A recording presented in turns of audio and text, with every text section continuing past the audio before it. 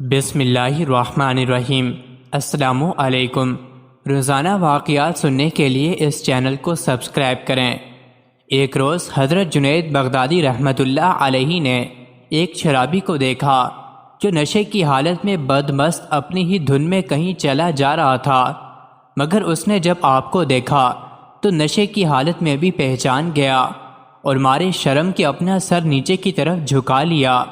آپ کو اس شرابی کی یہ ادا بہت پسند آئی۔ انہوں نے شرابی کا ہاتھ پکڑ کر فرمایا، تو کہاں دھکے کھاتا پھرے گا، اس لیے بہتر ہے کہ میرے ساتھ چل۔ چنانچہ ابو عثمان نے اس شرابی کو اپنے ہمراہ لیا اور گھر لے آئے، اپنے ہاتھوں سے نہلا دھلا کر اسے خرقہ پہنا دیا اور پھر اس کے حق میں دعا فرمائی کہ اللہ، جو کام میرے اختیار میں تھا وہ تو میں نے کر لیا، اب وہ کام جو تیرے اختیار میں ہے اسے تو انجام دے۔ ابھی آپ دعا مانگ ہی رہے تھے کہ شرابی کو یوں محسوس ہوا جیسے اس کا نشہ ختم ہو چکا ہو اور ایک اثر انگیز روشنی سے اس کے دل و دماغ روشن ہو گئے ہوں۔ یوں لگتا تھا جیسے وہ اب کسی اور ہی بلند مقام پر فائز ہو چکا ہے۔ آپ کو اپنی دعا کی اس فوری شرف قبولیت پر خود بھی بہت حیرت اور مسرت ہوئی۔ حسن اتفاق سے اس وقت آپ کے ہم نام بزرگ صوفی ابو عثمان مغربی بھی وہاں پہنچ گئے۔ انہوں نے جب آپ کے سامنے ایک شرابی کو کھڑے پایا تو کانپ اٹھے اور ابو عثمان سے دریافت کیا کہ یہ کون سے بزرگ ہیں، کیونکہ ان کی روحانی طاقت کے سامنے میں خود کو انتہائی بے بس سا محسوس کر رہا ہوں۔ ابو عثمان نے جواب دیا کہ جو شخص آپ کو بظاہر بزرگ نظر آ رہا ہے، چند لمحے پہلے یہ محض ایک شرابی اور بھٹکا ہوا انسان تھا۔ اس کے ساتھ ہی آپ نے انہیں پوری تفصیل بتا دی۔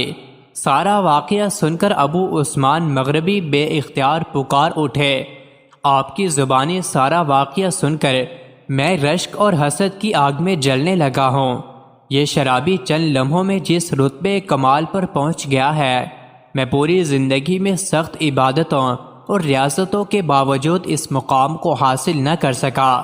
آپ رحمت اللہ علیہ نے مسکراتے ہوئے فرمایا کہ اس عمل پر تو میں بھی حیرت زدہ رہ گیا ہوں، لیکن اس سے میں نے یہ نتیجہ اخذ کیا ہے کہ اللہ تعالیٰ کی رحمت کا انحصار محض عمل پر نہیں ہوتا، بلکہ یہ فیضان نظر اور قلبی کیفیات کا کرشمہ بھی ہے۔ ایک مرتبہ حضرت جنید بغدادی رحمت اللہ علیہ نے دیکھا کہ ایک شخص کو سولی پر لٹکایا ہوا ہے۔ دریافت کیا کہ اس نے کیا جرم کیا تھا۔ لوگوں نے بتلایا یہ ڈاکو ہے۔